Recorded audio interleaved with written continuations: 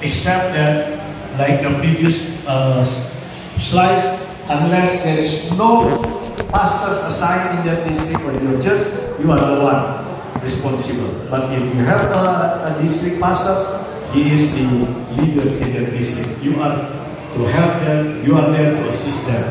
And also in the conference, they are your leaders. Follow them. You can share to them your ideas, your intentions, but wait for what are their advice. Be an enabler of members, to train members. So elders, with your skill, with your talents, do the training with pastors so that all members will be equipped or will be enabled. Okay, ordination. We come to the end of these presentations. To repeat what we have in the beginning. Definitions and purposes of the ordination. Ordination is an acknowledged form of designations to an office and the recognition of one's authority in that office. As an elder, your authority in that through that ordinations, you can perform up to you can lead the communion service, and even you can do the baptism if you are commissioned by the conference or mission president. That is your ordinations. But for the deacons and deaconesses, your ordinations, the authority of your ordinations, to serve the Lord through the communion service, to assist the elders in the communion service. But your ordination as a deacon, you have no authority to lead the communion service. Only elders and pastors who can lead the communion service. But deacons also has their own authority in their ordinations. Ordinations conveys no special powers upon the recipient. It does impose solemn responsibilities. That's why elders, when he was ordained, he has the authority to perform the church ordinances, the sacred ordinances, sacred rites of the church with his ordinations. That is the solemn responsibilities given to the elders and also to the pastors. Prerequisite to ordination, a call by God and election by a local church. So you must be elected so that you will be ordained. Elders should be a person of experience and chosen wisely. That's why we evaluate them, we scrutinize them. The church manual suggests that ordination should occur soon after election. Usually first few Sabbath of January, all of the elders, newly elected elders and newly elected deacons and deaconesses must be ordained. If in your field, your conference, there are only few ordained pastors who are in the field, except those who are in the office, then at the beginning of the year, we don't have many district pastors here. But those district pastors who are not yet ordained, if there are elders or deacons elected, newly elected deacons and elders in their church or district, they need to inform ministerial secretary of the conference. So ministerial secretary will arrange the schedule of the ordained ministers to visit your church to conduct the ordinations. Or you can work with other directors or ordained ministers in the office to visit the district to conduct the ordinations as soon as possible. There is no need of any other action by the church board for the ordinations. Once you are elected and accepted by the church, it is already as a package for the ordinations. Because elections must be followed by the ordinations. Yeah, once you are ordained and you still keep your status as a church members in a good level of spiritual lives, and you are not re-elected the next year, your ordination is still there. And the next year again, 1 or 2 years later, you are elected as an elder. You don't need to be ordained again. Or you are transfer your membership, you transfer to other cities, other mission, or even other union, and you transfer your membership there. After several times, you are elected as an elder in other union, and you have been ordained before. You don't need to be ordained. You just inform them that you have been ordained. That's why something came to my mind. We need to work with the union, by each union, so that maybe we need to issue the credential ordinations card for the elders, or even deacons and deaconesses. So that wherever you go, if you transfer to other cities, you see the Seventh Adventist Church, you want to join with them, transfer your membership. If they ask you, have you been ordained as an elder, because you are elected as an elder here? Oh yes, you can show your certificate of ordination when you are ordained. I don't know if it is practiced here and exclusive. Just came to my mind, maybe we need to prepare this one, so that every elder, they will have this a simple certificate to prove that they have been ordained before. Though so far, we just take it for granted, we just believe, trust, where somebody say, I have been ordained before, and you can find some information as a witness, then we will just accept. But I think it is good if needed or if possible, we have this one. Okay, because in other mission or conference, there is a practice that after you are elected, you are accepted, and then they have to bring it again through the church board for the ordinations. Actually, there is not written in the manual, the church manual. This is what written in the church manual. Where is that?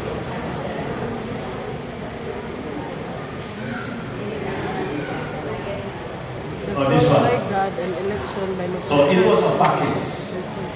Because in some places I found, according to them, when we asked, why this particular person elected as an elder before or the beginning last year, but until now they are not elected and not ordained.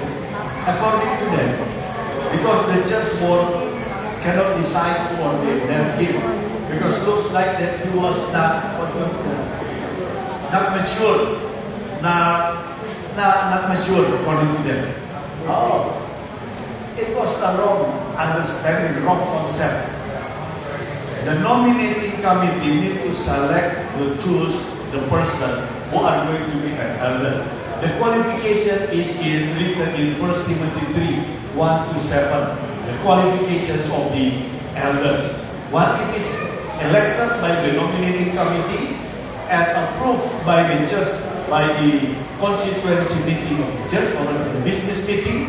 Then it is already included as soon as possible. At the beginning of the new year, the year of their ministry, their elections, valid, then after the handover, do the ordinations immediately. Okay? And the key of the Bible, based on the manual, that since the ordinations of the elders and ordinations of the deacons only valid in their own church, that's why the ordinations also must be done in their own church. There is no mass ordinations for elders. There is no mass ordinations for deacons and deaconesses. They must be ordained in their own church, because their ordinations will be valid in their own church. Okay, so because in some other places they did not understand this one. Okay, I think I'm going to end these presentations. The ordination service performed by an ordained minister. Ordained ministers. Okay, so in the district or from the conference, ordained ministers and elders in the congregation may assist. If there's some other ordained minister there, but the district pastors is the one who are ordained, need to do it, all arranged by the ministerial secretary. The ordination is held in the presence of the congregations. The elder is to serve.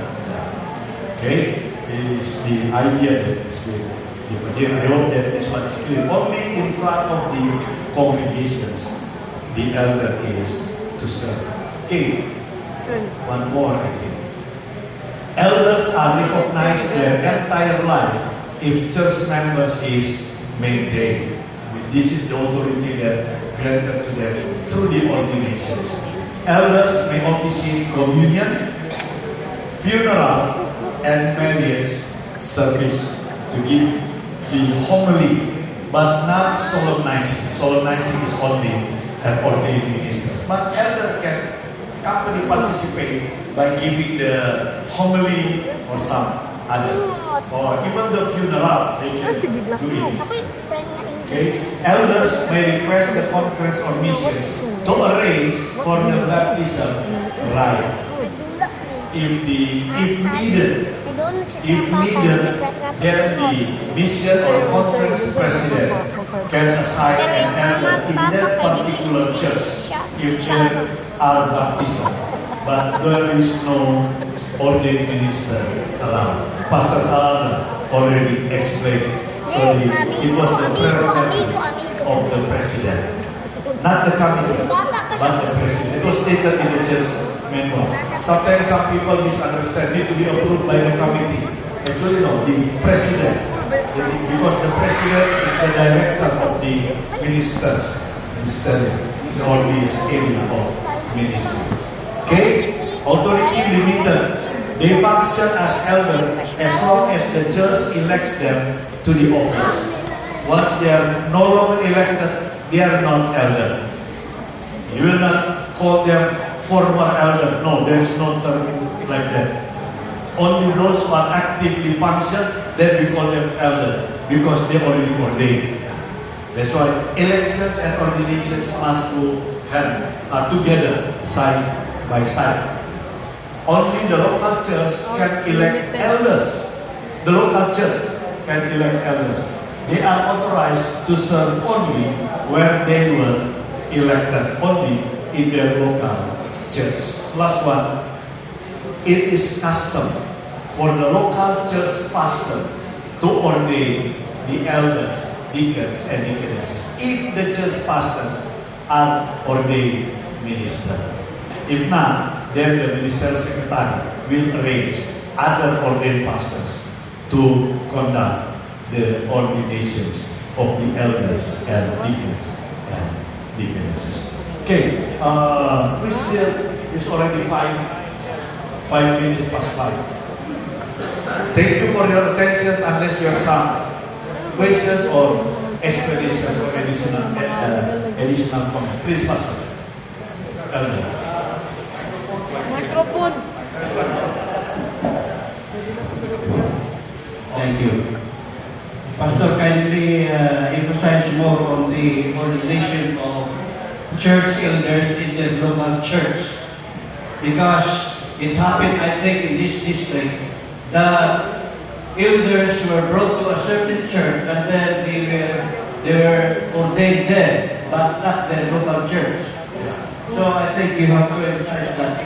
Yeah, that's why this one that I need to emphasize. Is there anything? This one. The ordination is held in the presence of the congregations. The elder is to serve. That's why I stated before, there is no mass ordinations for the elders. Like our pastor, elders here say, that to make a simple, to save time, you bring elders from this church and from the church, gather in one other church for 5 or 6 churches and do the ordinations. This is what I call mass ordinations for the elders. That is against the church manual. Okay? So you are only ordained. This one, the last one. The ordination for the elders, deacons, and deaconesses is held in the presence of the congregation. The elder is to serve. Just simply say, in the same church where you were elected and you were ordained. So, it is with this understanding, that's why if you have these situations, because one pastor serving several churches, then ministerial secretary can arrange. You can arrange with these churches, maybe you will assign one ordained pastors. Let's say from the conference, arrange with the churches on the Sabbath school program, because ordinations of the elders only take 10 to 15 minutes, and another for the deacons and deaconesses also about 10 to 15 minutes. But you need to separate that one. You cannot combine. So ministerial secretary can arrange one particular pastor, ordained ministers, with the churches, that on Sabbath school program 9 to 10:30, these pastors will be on this church. Arrange the schedule, 15 minutes for ordination. After that, these pastors can transfer to the second church. On the divine service hours, set aside 15 minutes for the elders or even deacons ordinations. After that, the pastors can move to the third church and do it from 2 to 3 or 2 to 4. And even they can go, the same pastors can move, transfer to the fourth church. On that Sabbath, at least, they can do the ordinations in their own local church. Pastor. Brethren, we would like to admit, as in our meeting in the Ministerial Council last February, we admit that we have done a lot of ordination, mass ordination of elders, and even ordination of deacons in just one sitting. And in our discussion in the last Ministerial Council meeting we have, we are going to stop it. I have already talked with our ministerial secretaries, my counterpart in the mission and conferences, that we should follow what the manual has said. That ordination of leaders should be done in each church, so that the congregation that they are serving will be happy to look for their deacons and elders who are ordained, and even the church can prepare a special occasion on that Sabbath instead of bringing into one occasion.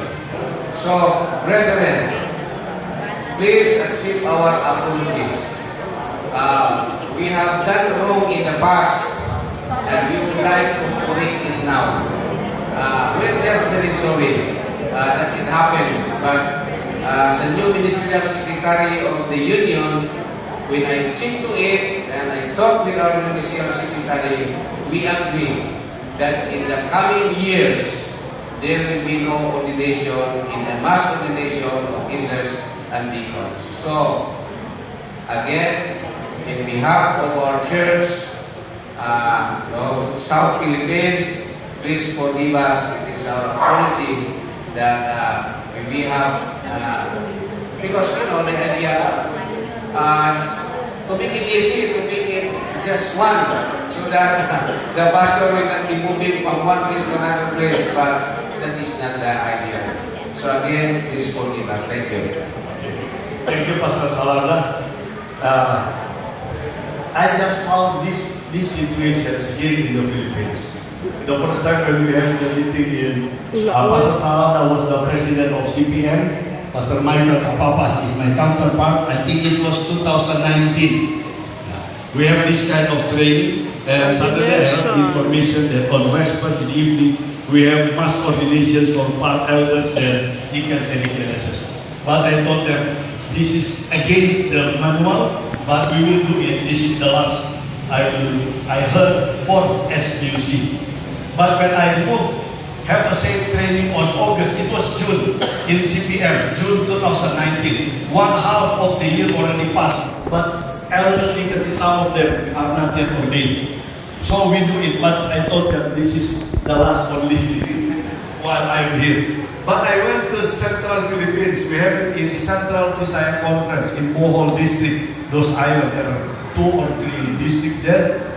The same condition. It was August already.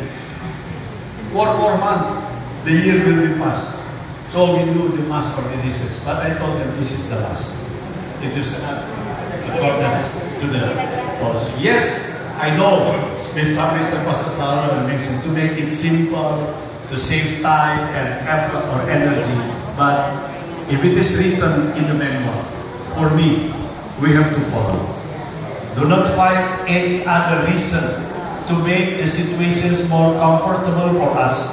If you have to sacrifice even the evening time to do ordinations in your church where you are going to serve, I am willing to do it. For me, we have to put this understanding paradigm in every single pastor.